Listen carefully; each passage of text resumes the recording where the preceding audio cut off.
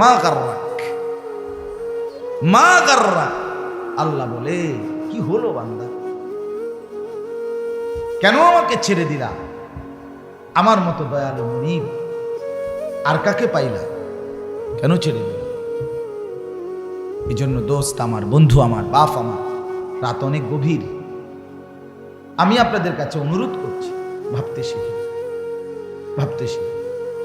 গ্রামের বলে, সাধারণ বলে নিজের খামখেয়ালি করেন। আপনি মূর্খ না, পড়ালেখা করেন না, এটি কোনো কথা। আপনি সরু সরে আনা করেন না, আপনি আল্লাহ বোঝেন না, কথা বলেন না কেন? আপনি কলমে না লিখতে পারেন না, আপনি এডি নিয়ে আপনাদের কইছি। আপনাদেরকে আমি সরু সরে আনি শিখাইতে আছি। আপনাকে তো আখেরাত বুঝাইতেছে। আখেরাত বুঝবেন না কেন? পরকাল বুঝবেন না কেন? এই জন্য আমরা প্রত্যেকেই গুনাহ ছেড়ে দেই, আল্লাহর ইবাদতে অভ্যস্ত হই। ছেলেকে বলেন, মেয়েকে বলেন, স্ত্রীকে বলেন, নিজেকে বলেন, খামখেয়ালি করেন না, গাফলতি করবেন না। আমি আপনাদের সামনে 3টা আয়াত পড়ছি কোরআনুল কারীমের 28 নম্বর পারা, কোরআনুল কারীমের 62 নম্বর সূরা। সূরাটির নাম সূরা জুমআ। এই সূরার 3টি আয়াত আপনাদের সামনে তেলাওয়াত করেছি। আর অল্প একটু সময় এই 3টা আয়াতের তর্জমা আপনাদেরকে শুনাইতে চাই ইনশাআল্লাহ। এরপরেই আমার কথা শেষ। সূরাটার নাম হলো জুমআ, মানে জুমার দিন। আজকে শুক্রবার না গেছে, এই জন্যই পড়ছি জুমআ। আরবিতে জুমআ শব্দের অর্থ হলো একত্রিত হওয়ার দিন, একত্রিত হওয়া, আল ইজতিমা। যেহেতু ইয়াউমুল জুমআ, শুক্রবারের দিন ইমানদার মুমিন বান্দারা আল্লাহর ঘর মসজিদে ব্যাপকভাবে জমা হয়, একত্রিত হয়। এই জন্য এটাকে ইয়াউমুল জুমআ, একত্রিত হওয়ার দিন, সমাবেশের দিন, সবার সম্মিলিত একত্র হওয়ার দিন বলা হয় জুমআ। কোরআনুল কারীমের মধ্যে আল্লাহ তাআলা এই জুমআ এই নামেই হুবহু কোরআনের এই সূরাটা নাজিল করেছে। এই সূরার নামই জুমআ। আর এই সূরার 3টা আয়াত, শেষের 3 আয়াত, সূরাটা একদম ছোট্ট, 11টা আয়াত মোট সূরাটাতে। তন্মধ্যে শেষের 3 আয়াত 9, 10, 11, এই 3 আয়াতে আল্লাহ তাআলা জুমার ব্যাপারে একটা গুরুত্বপূর্ণ কথা বলছে। তো তাফসিরের একটা নিয়ম আছে, কোরআন তাফসিরের নিয়ম হইল আল ইবরাতু বিউমুমিল লাফজ লা বিখুসুসিস সাবাব। অর্থ হইল কোরআনুল কারীমে যদিও সম্বোধন করা হয় নির্দিষ্ট ব্যক্তি বস্তুকে, কিন্তু বোঝানো হয় ব্যাপকভাবে সকলকে। কথাটা আপনি বুঝছেন? যেমন ফেরাউনের ঘটনা, তো এটা হেতের ঘটনা, আমার কি তাই না, আমনের জন্য ইবরত। নমরুদের ঘটনা, তো এটা নমরুদের ঘটনা, নমরুদে নাফরমানি করছে, নমরুদে ফচ্চা মরছে, আমার কি তাই না, আমার জন্য ইবরত, শিক্ষা, উপদেশ। মানে যদিও ঘটনা, কথাটা নির্দিষ্ট কোনো ব্যক্তি, অবস্থা, বিশেষ ক্ষেত্রে, কিন্তু বুঝানোর উদ্দেশ্য কি সকল। কথা বুঝছেন কিনা বলে? তো এইখানে আল্লাহ তাআলা জুমার নামাজের একটা বিশেষ বিষয়কে কেন্দ্র করে এই আয়াতগুলো নাজিল করেছিলেন। এখানে একই সাথে জুমার গুরুত্ব বুঝাইছে, আবার ব্যাপকভাবে 5 ওয়াক্ত নামাজ সহ নামাজের পূর্ণ গুরুত্ব আল্লাহ তাআলা এখানে বুঝাইছে। যদিও ঘটনার বিশেষ প্রেক্ষাপট জুমাকে কেন্দ্র করে, কিন্তু বুঝানোর উদ্দেশ্য 5 ওয়াক্ত নামাজ সহ পূর্ণ নামাজ। কথাটা বুঝছেন কিনা আপনি? আচ্ছা, ঘটনা কি হয়েছিল? ঘটনা হয়েছিল এই একটা ছোট্ট ঘটনা ঘটছিল এই আয়াতের প্রেক্ষাপট বলার জন্য আমি বলতেছি। এটার শানে নুজুল বলে। আমাদের প্রিয় নবী সাল্লাল্লাহু আলাইহি সাল্লাম প্রথম দিকে জুমার নামাজের খুতবা, জুমার নামাজের যে খুতবা দেয় না, 2টা খুতবা দেয় দাঁড়াইয়া ইমাম সাহেব। মূলত বাংলা যে ওয়াজ করে এটা কোনো খুতবা না, এটা হলো এমনি নসিহত আমভাবে। কিন্তু মেন খুতবা হলো কয়টা? 2টা। এই 2 খুতবা রাসূলুল্লাহ সাল্লাল্লাহু আলাইহি ওয়াসাল্লাম প্রথমত আল্লাহর হুকুমেই প্রথমত খুতবা দিতেন ইসলামের প্রথম দিকে, মানে জুমার বিধান আসার প্রথম দিকে জুমার নামাজ পড়াইয়া খুতবা দিতেন। এটাই ছিল বিধান।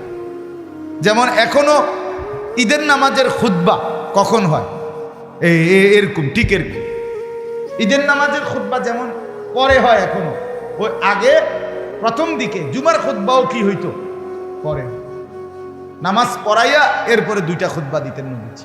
আচ্ছা, এটা একটা কথা কইলাম। 2 নম্বর বিষয় হলো রাসূলুল্লাহ সাল্লাল্লাহু আলাইহি সাল্লাম মদিনায় জুমার নামাজ যখন পড়তেন, এই সাহাবায়ে কেরাম যে জুমা পড়তেন, জুমার পরে খুতবা শুনতেন, তো মদিনার বাজার ছিল পাশেই।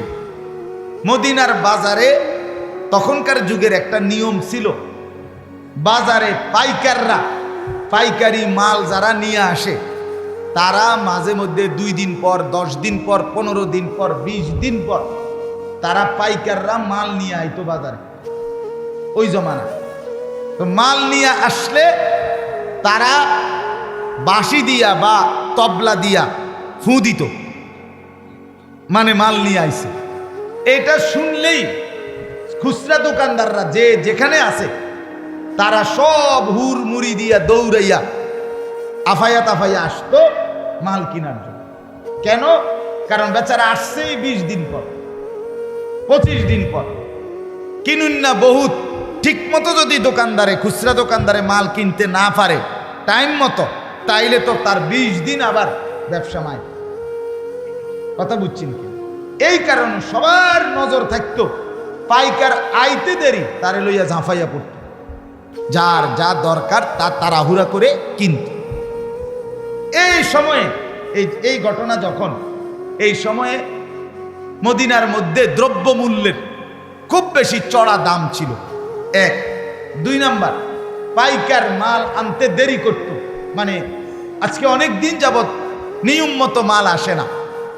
এই ঘটনা একত্র হয়ে গেছে। নবীজি জুমার নামাজ পড়াইছে, পড়াইয়া সারছে, আর এখন এই খুতবা দিতে দাঁড়াইছে। ওই যে বললাম আগে খুতবা হইতো কখন? নামাজের পর। তো নবীজি দাঁড়াইছে খুতবা দেওয়ার জন্য, খুতবা দিতেও দাঁড়াইছে, বাজারে বাসিও দিছে। বুঝছেন নি কথা? দাহিয়া ইবনে খালফ কালবি একজন ব্যক্তি, সে পাইকারি মাল নিয়ে আসছে। সে তখন মুসলমান না, ওই পাইকার বেড়ায় কি না মুসলমান না। সে আইসা যখন তবলা অথবা বাঁশি ফু দিছে, এই যে সাহাবায়ে কেরাম এখানে যারা ব্যবসায়ী অধিকাংশ মদিনার, ওনারা তাৎক্ষণিক, ওনাদের আর জেহানে এ কথা ছিল না যে নবীজি দাঁড়ায়া রয়েছে খুতবা দিতেছে। ওনারা ভাবছে নামাজ তো শেষ, হ্যাঁ, ওনারা দিছে দৌড়। আর এখানে যে নবীজি দাঁড়াইয়া আছে এ কথা বলেন, ওই যে তাদের তো মাল দরকার ভীষণ, একটু দেরি করলে তো পাইকারির মাল বেচা হইয়া গেলে ওনারা আর পাবে না। এই ওনারা দৌড়াইয়া ওইখানে গেছে মসজিদে। তখন নবীজির সামনে তাফসিরের মধ্যে লিখছে মাত্র 12 জন সাহাবী বসা, ইসনা আশার, 12 জন, আর বাকিরা সব চলে গেছে নিজেদের মাল কিনবার জন্য। এই বিষয়টা আল্লাহ তাআলা ভীষণ অপছন্দ করছে। হায় হায় বন্ধু, কামটা করলো, আমার বান্দা কামটা করলো, আমার ইবাদত রেখে, খুতবা রেখে, আপনারে দাঁড় করায় রাইখা আমনের সামনে থেকে দৌড় দিল এই দুনিয়ার জন্য, ব্যবসার জন্য, এই তামসার লাইগা। হায় হায় কামটা করলো। তখন আল্লাহ তাআলা কোরআনুল কারীমের এই 3টা আয়াত নাজিল করে পরবর্তী কিয়ামত পর্যন্তের জন্য দিক নির্দেশনা দিয়ে দিয়েছে। কথা বুঝছেন কিনা বলেন? দেখেন আল্লাহ তাআলা বলেন, ইয়া আইয়ুহাল্লাযীনা আমানু, হে ঈমানদারগণ, হে মুমিনগণ, ইযা নুদিয়া লিস-সালাতি মিন ইয়াউমিল জুমআ, যখন তোমাদেরকে ডাকা হয়, আহ্বান করা হয়, আজান দেওয়া হয়, লিস-সালাতি মিন ইয়াউমিল জুমআ, শুক্রবার জুমার দিনের নামাজের জন্য, জুমার নামাজের জন্য, ফাসআউ ইলা যিকরিল্লাহ, এ আল্লাহর প্রথম হুকুম, জুমার দিন আজান দিলে তোমাদের প্রথম কাজ, তোমরা সাথে সাথে আল্লাহর স্মরণ, আল্লাহর জিকির। এটার দুই অর্থ তাফসিরে লিখছে, এক হলো খুতবা আর এক হলো নামাজ। তোমরা খুতবা এবং নামাজ উভয়টা শুনবার জন্য জলদি ছোট, আর কোনো কাজ নেই, জলদি মসজিদে দিকে, আর দেরি করো না। ফাসআউ, এই আল্লাহ তাআলা বলেন সাথে সাথে ছোট, সাথে সাথে। ওয়াজারুল বাই'a, এবং কি বললেন, এবং বেচা কিনা, ব্যবসা, লেনদেন, আয় উপার্জনের যাবতীয় কার্যক্রম একদম ছেড়ে দাও। যালিকুম খায়রুল লাকুম, এটাই তোমাদের জন্য কল্যাণ। ইন কুনতুম তা'লামুন, যদি তোমরা বুঝো, যদি তোমরা বুঝো, যদি তোমাদের বুঝ থাকে, তা আমি আল্লাহর কথাটা শুনো যে এর মধ্যেই তোমাদের জন্য কল্যাণ। আজান হইছে আর একটা মিনিটও বাজার, ব্যবসা, দোকান, আয় উপার্জন, ক্ষেত খামার, ফল ফসল, কিচ্ছুর দিকে আর মনোযোগ দিও না। শুধু একটাই গুরুত্ব, মসজিদের দিকে ছোট, মসজিদের দিকে ছোট। আচ্ছা, এখান থেকে আমি আপনাদের কাছে ছোট্ট দুই একটা কথা বলতে চাই। এক নাম্বার কথা হলো, আরবি ভাষায় ফা, এখানে একটা শব্দ আছে ফাসআউ। এই ফা শব্দের একটা ব্যাখ্যা হলো, ফা শব্দের অর্থ হলো তাকিব। তাকিব মানে হলো আগেরটা শেষ হবে, তাৎক্ষণিক পরেরটা শুরু হবে, এই ক্ষেত্রে ফা ব্যবহার হয়। আচ্ছা, আমি এতটা ভাঙ্গা বলার একটা উদ্দেশ্য আছে, আপনাদের এটা তাফসীরুল কুরআন না, এই জন্য কিছুটা ব্যাখ্যা সমৃদ্ধ বলাই উচিত। কথা বুঝছেন কি? আচ্ছা, মনে করেন বাংলায় তাহলে বুঝবেন, মানে ঘরের থেকে বাইর হইছে লোকটা, বাইর হইয়া মাত্র পাউডার দিছে, দেখে একটা সাপ। এই লোকটা এই কথাটা কেমনে কয় আরেকজনের কাছে, ভাই বিশ্বাস করে ঘরটার থেকে এমনি পাউডার দিয়ে সারছি না, লগে দেখি সাপটা কি ফুঁসলে উঠছে। এটাও আমার পাও দেওয়া, বাইর হওয়া, এটাও শেষ, সাপ দেখাও কি শুরু শুরু, মানে দুইটা একদম মুখোমুখি নাকি?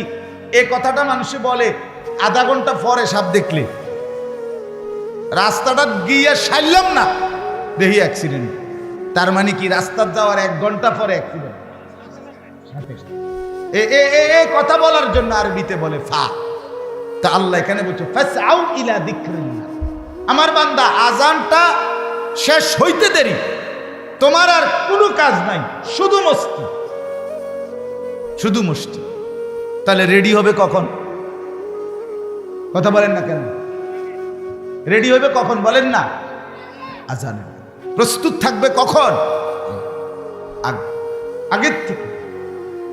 আগে দুর্ভাগ্য আমাদের, শুক্রবার দিনও জুমার নামাজের যখন আজান হয় তখন আমগো মনে পড়ে অনেকের আজকে শুক্রবার, ইন্না লিল্লাহ, কি তো হায় হায় হায়, আজকে শুক্রবার, আজকে শুক্রবার।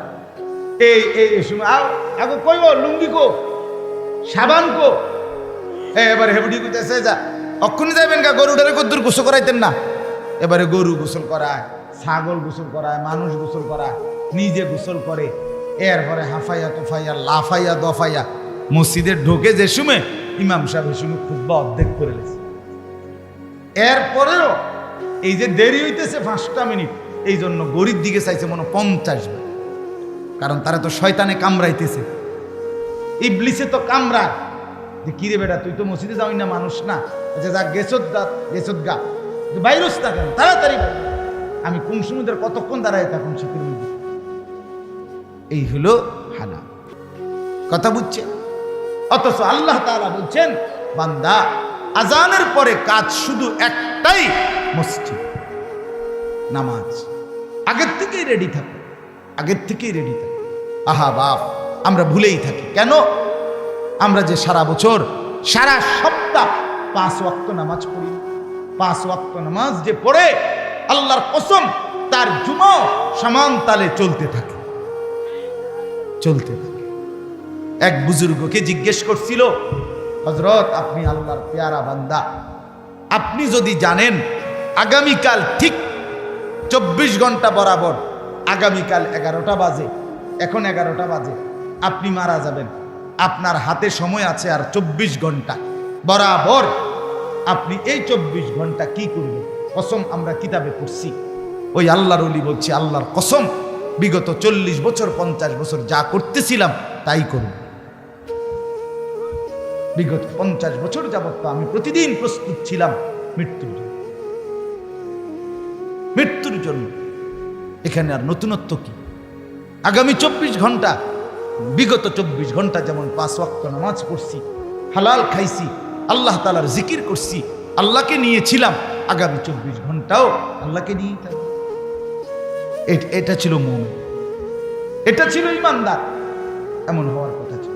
কিন্তু আফসোসের ব্যাপার হলো একটা সপ্তাহ খোদার 7টা দিন অসংখ্য মুসলমান আমাদের, আহা নওজোয়ান, সেই 7 বছর বয়স থেকে তোমার উপরে নামাজের আদেশ ছিল, আজ 16 বছর, 9 7 16, 9 বছরে 365 দিন করে তুমি গুনে দেখো কতগুলো নামাজ ছুটে গেছে।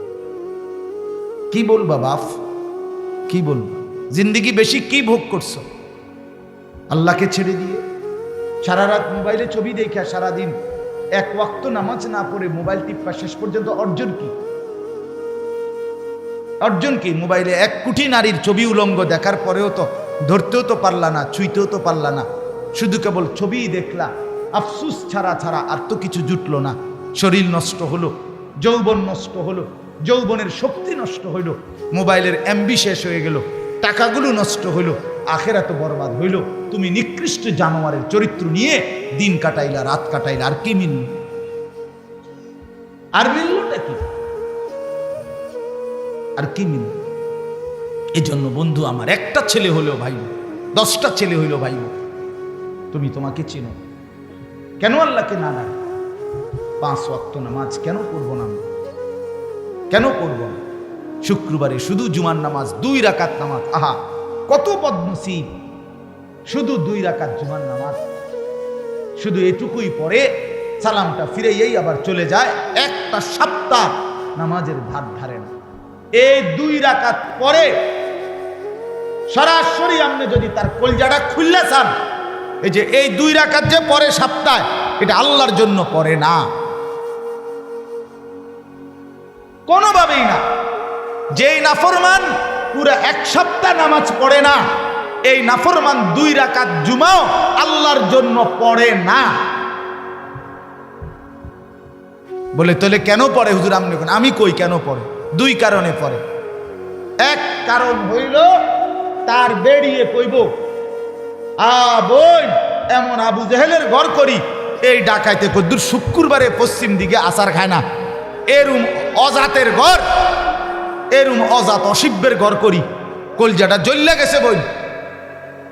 এই শর্মে 2 রাকাত নামাজ ছুটতে আসে, নাহলে হে কোনো নামাজ পড়ি না। বেড় হইতো হে বিড়ি খাইয়ে তো কুল পায় না, হে নামাজ শুরু করছে, হে মুচ্চাই তো কুল পায় না। আর 2 নাম্বার কি? 2 নাম্বার কারণ হইল গ্রামবাসী হাঁটতে চলতে কইব, আরে কিতারে তুই কিতারে? আবু জেহেল তো দেখি নাই, কিন্তু তোরে দেখতে চিনছি, আবু জেহেল এরম আছিল।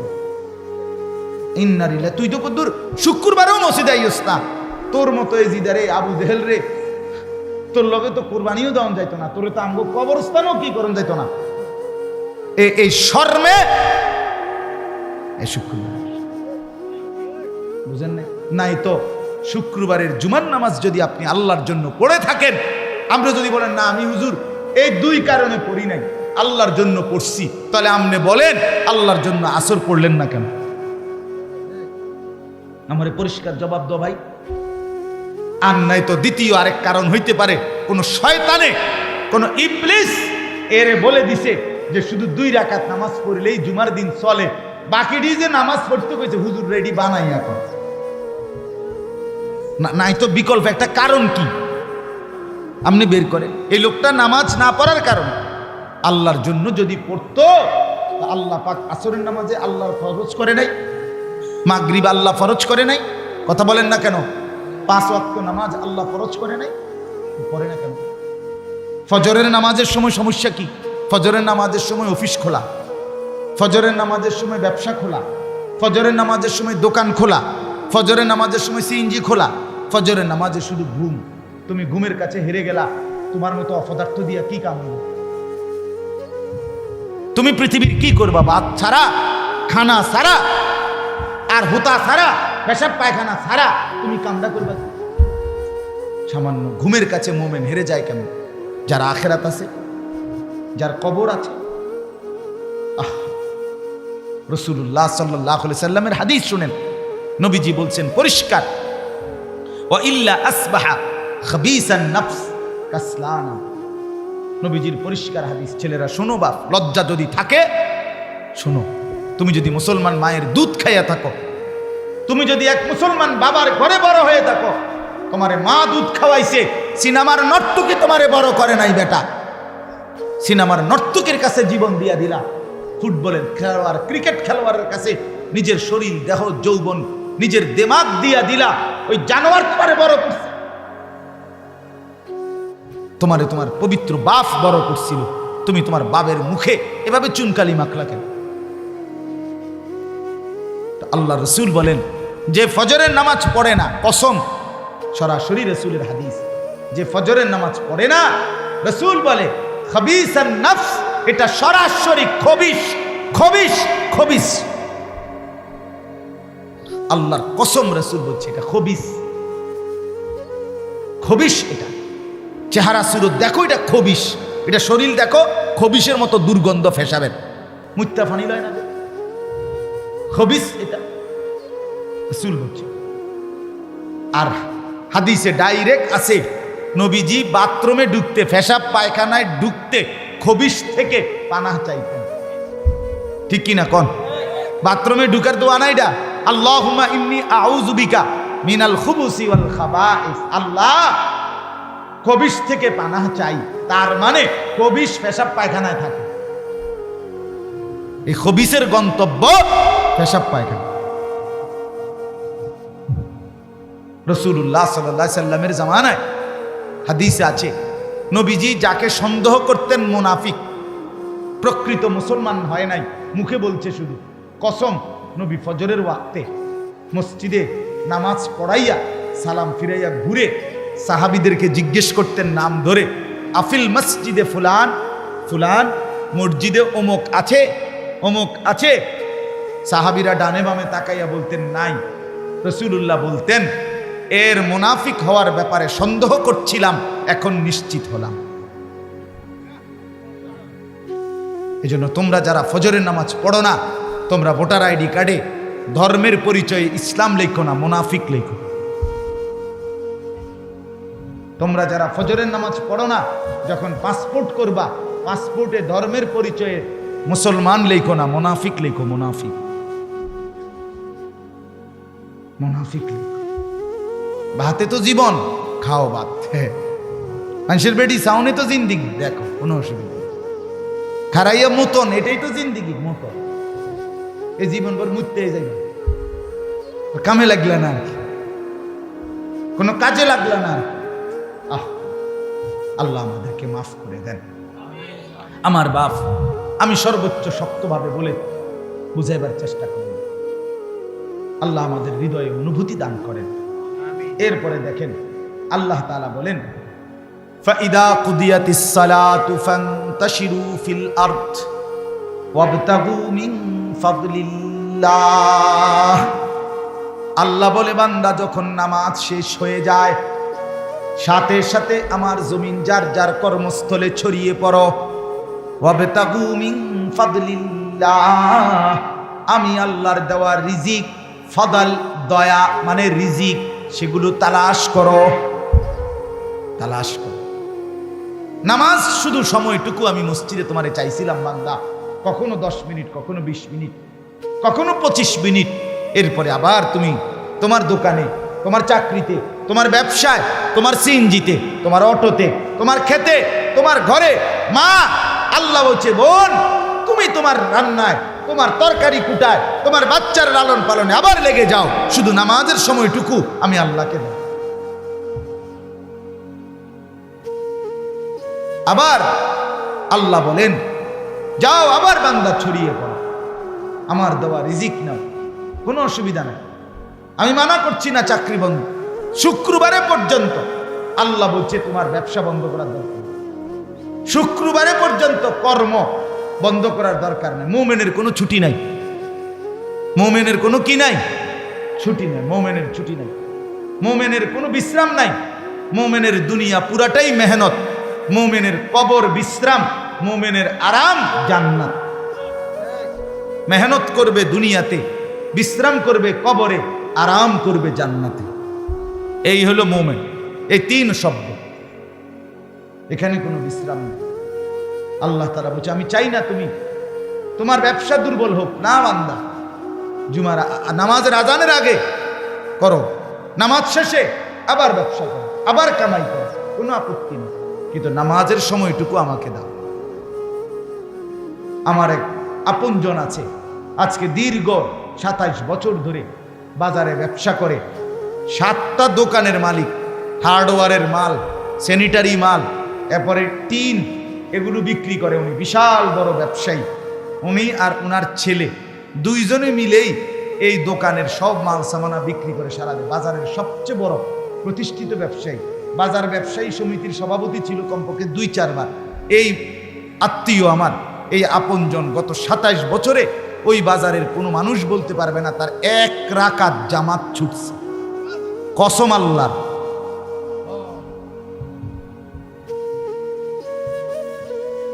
এক রাকাত জামাত ছুটে না, 1 রাকাত। বিশাল বড় বাড়িও করছে, বাজারে বিশাল বড় মার্কেট করছে, 5 তালা, জমিও কিনছে, ছেলে পেলেও দিন শিখাইতেছে, মাদ্রাসায় পড়তেছে। অসুবিধা কি হয়েছে? আমি তো চোখে দেখছি ওনাকে, কত সময় আমি দেখছি, আমার চোখেও দেখছি। আজান দিয়ে ফেলছে, জামাতের টাইম হয়েছে, উনি অজু করিয়া যে দূর টাইমে নামাজে যাইতে পারবে এই টাইম হয়ে গেছে, মাল কিনা লাইছে, টাকা দিছে, শুধু বাংতিটা দিব। 70 টাকার মাল হয়তো 100 টাকা দিছে, আর 30টা টাকা ফেরত দিব। উনি এই টাকাটাও ফেরত দেন না। ভাই পরে আইসেন, নাহলে মালটা নিয়ে যান, হ্যাঁ, বাকি আর নাই তো পরে আইসে টাকা দিবেন, পরে আইসে বাংতি নিবেন। আমি আর এগুনা দিতাম না, আমার নামাজ। দেখা গেছে আমরা কত সময় দেখছি দোকানের সামনে লোক দাঁড়ায় আছে, খবরটা আইলে কিনবে, পাশের দোকান আছে। কোনো বাজারে যে কোনো পণ্যের দোকান কি বাজারে একটা? এটা তো স্বাভাবিক, স্বাভাবিক। আল্লাহ পাককে ডাকলে ঠকে না, ঠকে না। হৃদয়ের তৃপ্তিও থাকে, কবরও সুন্দর হয়, দুনিয়াও সুন্দর হয়, মানুষের সম্মান ভালোবাসাও পাওয়া যায়।